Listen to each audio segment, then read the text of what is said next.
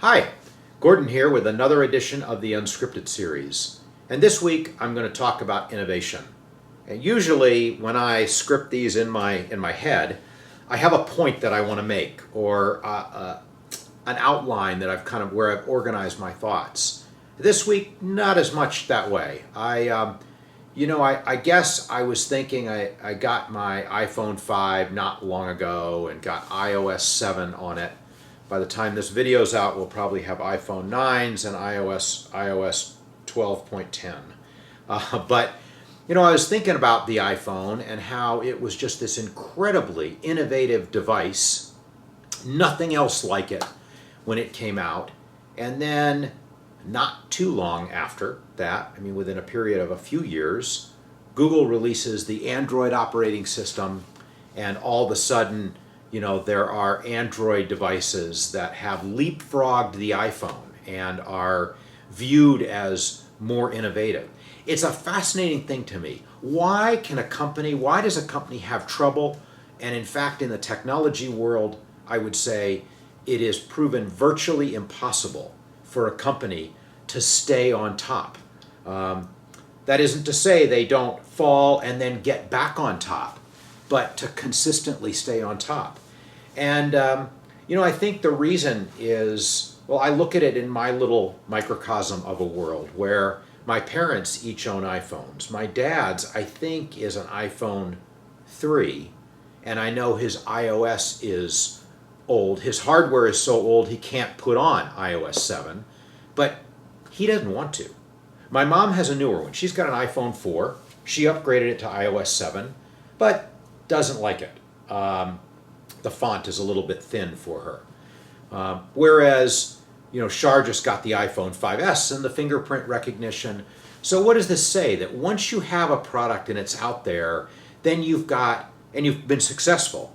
You have a user base, and that user base has expectations, but they are not all the same expectations. Your user base is very diverse, and you've got people that are pulling you in vastly different directions. And add on to that you've got part of the user base that loved it when your product was brand new and no one else had it, and they had something different, even though it had bugs, the early adopters that I've talked about.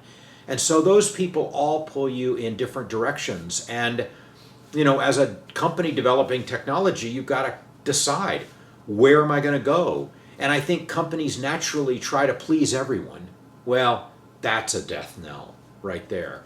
I think that we're lucky building instruments because instruments are old world. Instruments are old school. We build out of wood. I'm not saying there are no advanced materials used. We use some carbon fiber. Other people use a lot of carbon fiber. But my point is that I think instruments and the people that play them, they want to be transported back into a prior time when things were simpler and easier. Even then, we are pulled in a variety of directions. We get input from our owners it's very inconsistent, and we're not big enough to do all of it. And if we tried to do all of it, we would fail. But we are lucky in that, we're relatively small. We don't get pulled in that many directions. It's easy to see how to make that instrument better, the path to go on. I think our path for innovation, really, and if you look at it, what is it that put Miyamoe on the map? I think we were making great instruments, but that's not enough. You probably know this, but just because you build a better mousetrap does not mean people will beat a path to your door. A lot of engineers think that way. A lot of product designers believe, we've got the best product. Game over. Everyone's going to love it. But no, you've got to communicate it to people, and people have to become aware of it. And so I think, what we did at Miyamoe, what we tried to do was first, let's make a product that we are incredibly proud of, because that's a given. That has to be there. Now, let's tell the world about it. And we did that by festivals. At one point, Char and I counted, we were going to over 12 festivals every year, just the two of us. So festivals and the website and email communication, that was where our innovation, I think, really came from. A uke tracker. Nobody's got anything like that. I don't.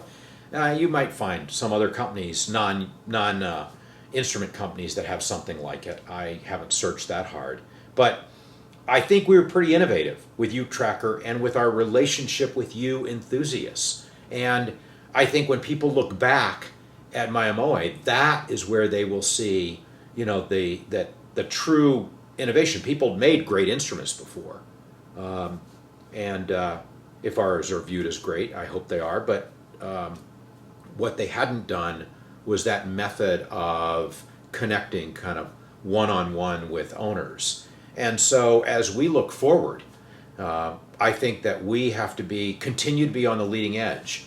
First and foremost, making sure our ukuleles continue to move forward and get better and better and better in the ways that we measure them: playability, acoustics, aesthetics. But I think we're still at a time where true innovation is going to come from the relationship with a customer, communication, uke tracker, and things like that, the website or whatever becomes of that over time. So, as I said, I'm not sure any of that had a point. It's just the other day I was thinking about how hard it is for technology companies to stay on top. In fact, impossible. It's the one thing you can count on. If they are on top today, they won't be tomorrow. And that's it. I'll see you next week with another edition of the Unscripted Series.